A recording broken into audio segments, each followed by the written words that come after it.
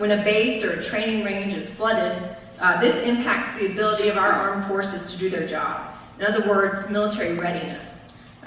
Indirect climate impacts are what we call threat multipliers. So climate change adds stress to water, food, and energy systems. And this stress, in turn, without mechanisms to absorb these stresses, can increase the likelihood of conflict, state fragility, and migration. And we've seen evidence of this in places like Syria, where a long-term climate-exacerbated drought and combined with resource mismanagement and other factors, socio-political and economic factors, is one of the factors that led to the outbreak of unrest and conflict that's still going on today. So for the most part, when we talk about climate security, what we're talking about are the impacts that climate change is having in reshaping the geopolitical landscape and how stresses to resources can scale up to become higher order security scenarios. Now the aim of this conference is to discuss what can and should be done about other emerging risks. As you'll hear from our distinguished panel today, while national security certainly is a part of the military's mission, it is not just up to the military. Truly preparing for and reducing climate risk to security, in the words of our current Secretary of Defense, Jim Mattis, require a whole government approach. So it requires not only a strong military, but a strong diplomatic and development corps working together. So without further ado, I will turn this over to General Castellano. In terms of national security, I think first is energy.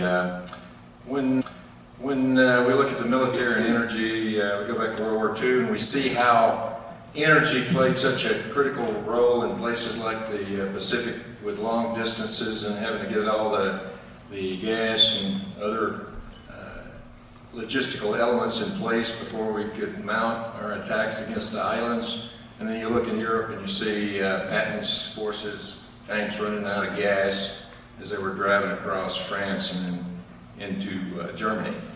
I think in the 60s when we started Vietnam, and then after that we sort of lost our link to the past and we became too much adaptive to always having all the fuel that we needed. When I was growing up in the Marine Corps flying helicopters, the only time I ever thought I had too much gas is when I was on fire one time. But when we went into Iraq and Afghanistan, we started doing distributive operations. We had widely dispersed forces. We started running convoys with fuel and water. I remember one day I was up on the Editha Dam in western Iraq. I was raised in Southern Baptist, and I remember the Sunday school with paintings of, the rivers, Euphrates and all, with the palm trees and everything. That's how it was. Looking down through there, I saw a column of Marines come back in their armed vehicles, and all of a sudden the biggest explosion I've ever seen in my life. Again, 7 out of 10 of those convoys were carrying fuel and water. And so we started to have an urgency to look at different types of fuel support. We looked at even little windmills. We looked at solar panels, backpacked, and so forth. And so it became, inculcated into our views toward how we approached providing energy we needed to carry out the operations, and it continues today. Because when you look at it, in an infantry battalion, we've got over 300% more radios than we had 10 years ago. The requirements for batteries and recharging them are really something there. So, now when we look at our installations, looking at net energy, where we produce with solar, and even in cases of California, thermal to power the installations. And why? Are we thinking about hugging polar bears? No, what we're thinking about is the resiliency that having that capability gives us and how it supports our national security position. And let me move into climate change. And Caitlin really hit it on the nail when she talked about direct and indirect impacts. The Commandant of the Marine Corps brings us old 3 and 4 stars that are retired in once a year, sort of like Moses going to Mount Sinai, and he gives us 10 commandments for the coming year, and we go out and we pitch what the Marine Corps wants to do for that year. But they also briefed us on the impact of the hurricanes this year. Camp Lejeune Complex suffered $2.4 billion. Water ran where it never ran before. So we're starting to see those impacts. Air Force in Tyndall wiped down an air base that had F-22s and other aircraft there. Those are the type of direct impacts we have. Marine Corps is putting $1 billion for South Carolina. If you look at how climate change is going to cause the rise of the sea level in the next 20 to 30 years, we're putting at risk that $1 billion in infrastructure and $1 billion in aircraft that we're going to be flying out of there.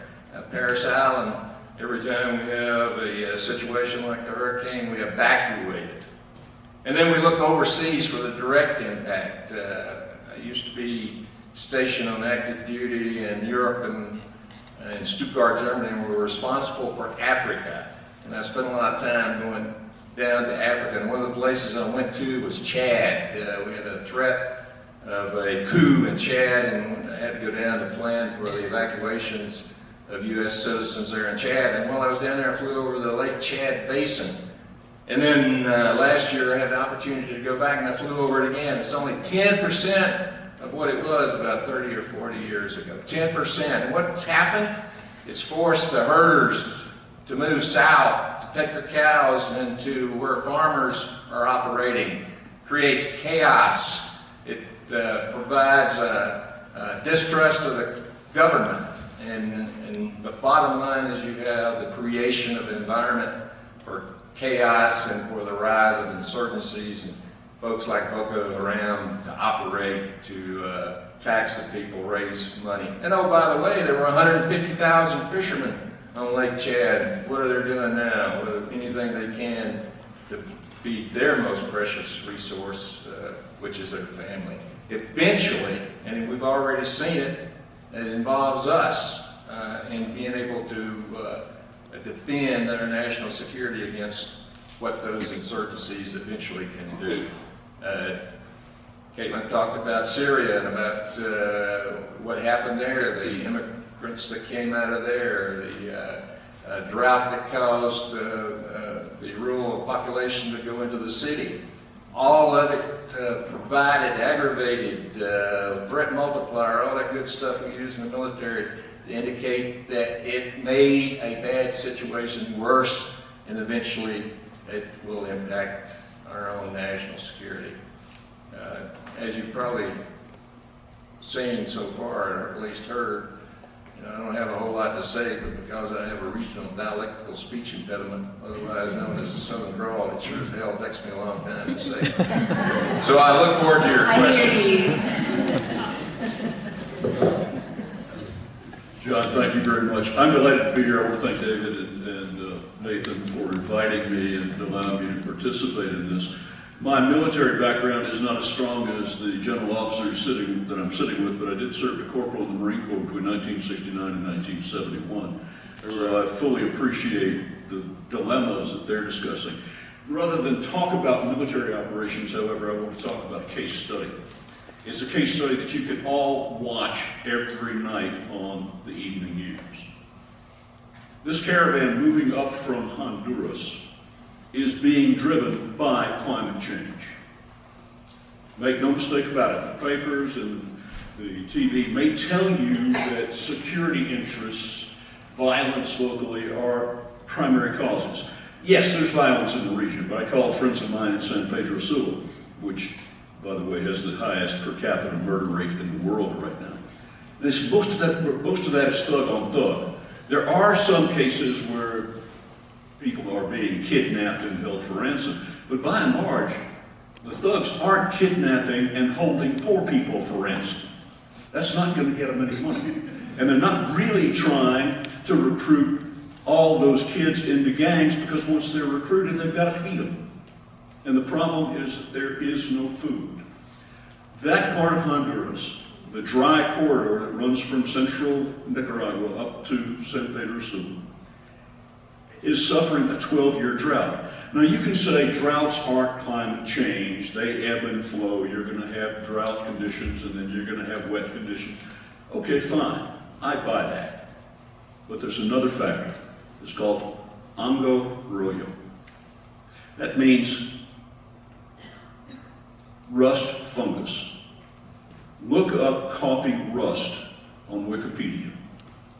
It is a fungus that attacks coffee leaves, and generally it does not affect coffee at high altitudes. It only survives where the temperature stays at a relatively high level overnight, but when that temperature drops, the fungus cannot survive. The entire coffee crop in Guatemala has been lost because of coffee rust fungus. That is a direct indication of increasing temperatures. Guatemala is running out of mountain where they can grow coffee. Coffee rust is having a tremendous impact on the coffee crop in Honduras and in Costa Rica. There are some cures, but generally the fungicide you'll use to protect the leaf is going to destroy the soil. So everyone's trying to come up with new forms of probiotics that will keep the fungus from destroying the coffee. But I submit to you that what we're witnessing is the kind of economic disruption and dislocation that has historically caused armed conflict. Now, you don't have an armed conflict in Central America right now, but I worked that area in the 1980s when I was Deputy Assistant Secretary of State, and I saw the conflicts there, and I realized the degree to which environmental issues, even at that time, were aggravating the economic situation and driving more of the country people, the campesinos, to join insurgencies. So I urge you to watch this closely, because you're seeing a case study of how climate change affects international relations and it can affect armed conflict, it can drive armed conflict. That's the extent of my comments, but I'd be happy to answer some questions when the time comes. Caitlin? Thank you. Yes. All right, I'm up next, and again, really appreciate the opportunity to come up here and chat with you folks. I won't add a lot here because both these folks have really talked about the core of this, but just to give you a piece that wasn't in the bio that got read to you, my last job in the military was I was the Vice Director of Operations for the Joint Staff. I worked for Admiral Mike Mullen. The last 3 months of that, I was actually the acting director because the director had moved to a different job temporarily, and so I was the guy. In fact, I was supposed to retire in June, and Admiral Mullen walked in on me in the Pentagon barbershop and said, "You're not leaving." And I said, "No, actually I'm leaving next week." He said, "No, you're not leaving. You're the acting director of ops, and I don't need to train another one right now." So, but I tell you that because as the folks that have been in the Pentagon know, that's one of those positions where there was nothing, zero, that was happening in the world operationally that I wasn't involved in or didn't know about. And you'll say, well, that's a lot of stuff. It's a lot more than you know because you only know about half of it in a given day, and you should be happy that that's true. But there's an axiom in military officers, they teach this in the war colleges, that lieutenants and captains worry about tactics, majors and colonels worry about operations, and generals worry about logistics. And so, to John's point, the American military is famous for its logistical footprint. And that footprint is caused by a lot of things. One, you never want to lose, and you never, if you're a general or a colonel or anybody in the field, you want to make sure you have too much stuff, not just enough, because that doesn't make you feel good when you're getting shot at. But the fact is, we have been, I won't say lazy or sloppy, but we are very, very dependent on fossil fuels. And so not only does that affect us when we go places, but we are big players in actually the pollution of the climate. I was a fighter pilot, and so I spent almost my 30 years, I got to fly off and on up until just before I got out. I was very fortunate as a general officer to be flying regularly. Just back of the envelope estimate the other day, it actually shocked me. I personally burned about 6 million gallons worth of JP8 and 4. Me, just one guy. I don't know how many fighter pilots there are in the Air Force, Navy, and Marine Corps at any given time, plus the Army has a significant aviation thing, but you multiply that maybe by 5,000 people. And you get an idea of how resource intensive that is. And so that's one of the things that we have to think about as we move forward, the military and the defense folks. I can tell you, Admiral Mullen, it was a major thing with him. We put it into the national strategy that these kinds of things that we're describing here were happening because of lack of resources, water, etc. We ran a scenario for Admiral Mullen on what if Israel attacked Iran, and what would happen if that happened. And these scenarios were designed for the Joint Staff to sit there and talk about it, and then Admiral Mullen would come in and say, sir, this is what's been presented to us, here's what we think, here are the major points that we think you need to take over to the president, you have to be there in an hour. And this was just exercises, but it was real. And the big thing with Iran is that halfway through I was running the exercise, and halfway through, we were only there for like 45 minutes, halfway through I stopped it and I looked at Admiral Mullen and said, okay, the real point is you need to make sure that never happens. Because if it ever happens, all hell breaks loose. The Iranians can close the straits. And even though now we're becoming energy sufficient here in our country, that oil and gas, those resources are absolutely essential for our allies in Europe, in Asia, all over the world. It would collapse the international economy. And if you don't think you wouldn't feel that in Wyoming or Colorado, you're wrong. You'll feel it pretty fast. So the point of all that is these resources that all of us, 7 billion of us now use on the earth, the military is a big user of that. So what do? Well, there's a lot of science going out there now in terms of different ways of propulsion, possibly even they're already starting to move airplanes with electric engines. We're a long ways from moving fast fighters through electricity, but one of the great things about the things that we do in R&D in the military in the past is those spin-offs actually help the economy as well to move to new and different ways of doing things, and that list is very long. Unfortunately, those of us who came up through the last several years, I got out in 2009, know that we really started cutting back our investments in R&D. And that's still going on. A lot of it's classified. I don't even know what's going on there anymore. But I can tell you that cutback is always painful because not only does it make it so the military can't change to different ways of doing things that are essential, but also, frankly, then you don't get the spin-off in the economy that you'll get from those types of things as well. The last thing I'll mention is we really need to also continue to invest in all the instruments of power.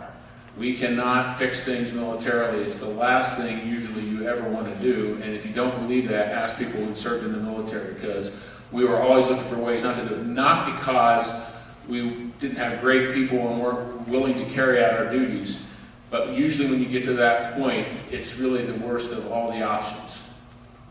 And so mixing in military things with the things that we put in the State Department, those major investments. So when you're talking to your Congress people and folks like that, some of them go, well, we spend too much in the State Department. You can't spend enough on the State Department, from my perspective. And one of the last times I ever testified in uniform was I was sent over by Admiral Mullen to the Senate Foreign Relations Committee. And the only reason he didn't go is because it didn't look good for him to be talking in front of them, so I represented him, and in a closed meeting basically begged them not to cut off specific help to a country that is troublesome, but that we said if we don't continue to be involved with them, you need to build more body bags in Afghanistan. And convince them to continue that funding for another country in the area. But I'm telling you that making those investments and also developing those countries so that, for instance, Central America isn't a basket case, which is going to take a long time for it to make it that way. But if we had made those investments a long time ago in those communities, we wouldn't see some of the issues that we're having now south of the border. So I'll stop there, but moving on to my former comrade. I was a really young guy when you got out and served there, I would say.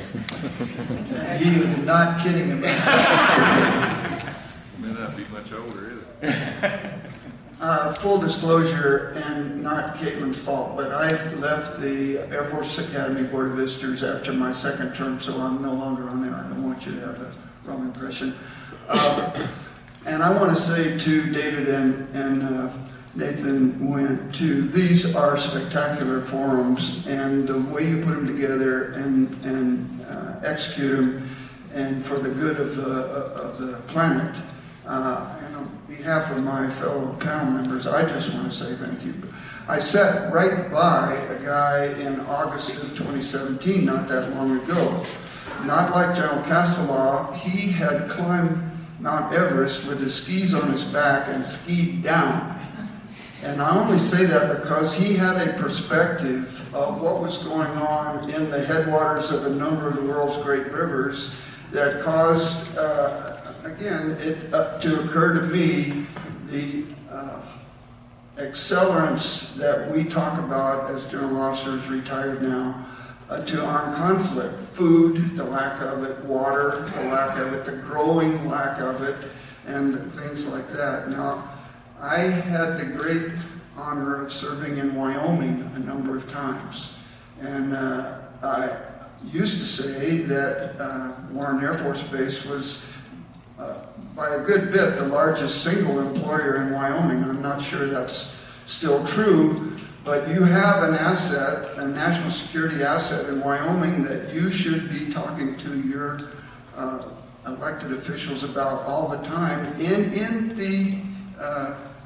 the sense that as the climate changes, that base can, and its people will be involved.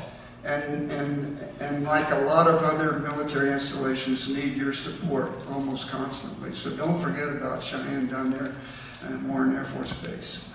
Now, I like to spend just a minute or two because these guys are so eloquent, and I almost can't think of anything worth saying. I certainly can't think of a good joke. But I do recall back to about the turn of the century, and I'm talking about the 21st century,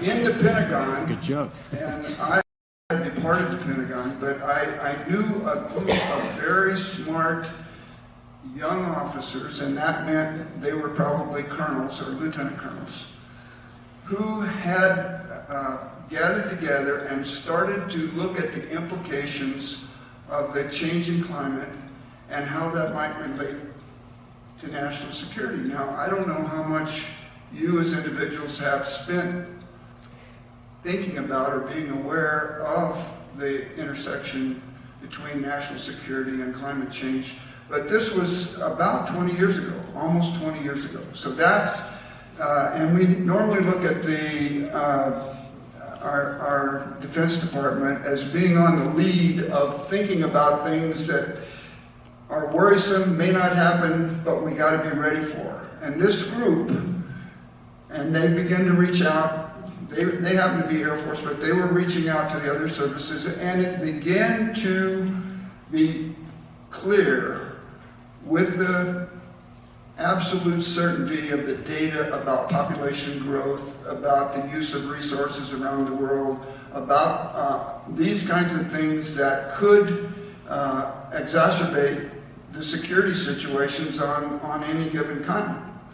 And they were working that. So the point that I'm making is that's been going on for about 20 years now. Probably each of us has participated, or maybe our successors have participated in that somewhat.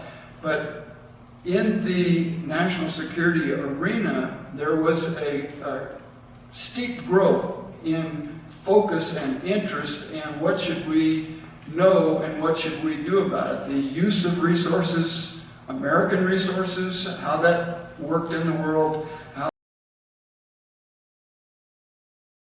to disasters around the world, and those kinds of things. And it was really a growth industry for some time. You may know that it's not really the hot topic with the new administration. And I'm hoping that that will change. I do think that the election just completed brings a number of changes that will cause the focus to perhaps regain its visibility. And I think that's important. Committee chairmen are going to change their interest and their understanding it will be different. I think that's a positive thing, and I think we'll see that happen almost immediately. It's not lost on hardly any of us, and I doubt any of you, that about 2 weeks ago, in a not much more than a 7-day period, we had a Category 5 hurricane that John mentioned that hit Tyndall Air Force Base in the Gulf Coast that was disastrous. It was a high-value target for the Air Force because it had our F-22s, most of which had been moved, but a lot of them couldn't be moved on the notice and their circumstances. So that was a disaster. At the same time, we had a 180-mile-an-hour typhoon with gusts to 200 miles an hour that was within 100 miles of one of our highest value bases in the Pacific, Guam, Anderson Air Force Base, Agana, Guam, a huge naval port. It missed Guam by 100 miles. It hit Tinian, and they're still trying to pick up the pieces there, and Saipan as well. I happened to be moving toward Mexico, and there was a Category 5 hurricane on its way to the coast of Mexico at the same time. So we have these 3 events within a 10-day period. So if there are those that are questioning whether the climate is changing, I hope that they will at least pay real close attention and understand that there is an urgency to the national security issues that go with climate change, to the humanitarian issues, the ones that were cited, and I think there are a host of others. And that's why this discussion that Nathan and David have brought us to, I think, is well worth having. So thank you. Thank you. And I think in terms of action items, because Nathan asked us to have some of those as well, I would say based on what you all have presented, we should take another look at our risk assessments. I think you guys have made a strong case that we may be underestimating the risks that we face. And as such, we might be unprepared, both presently, as we've seen with Tyndall Air Force Base, as well as going into the future. One of the concepts that we've developed at the Center for Climate and Security is called the responsibility to prepare. As we heard from Admiral Titley this morning, we are facing unprecedented risks due to climate change. Some things that we're going to see now and in the future, we've never seen as civilization. But the silver lining is that we also have unprecedented foresight. We know the seas are going to rise. We know the droughts are going to continue, particularly when we compare this to other security risks like nuclear proliferation or terrorism. So the combination of unprecedented risk and unprecedented foresight is what underlies the responsibility to repair idea.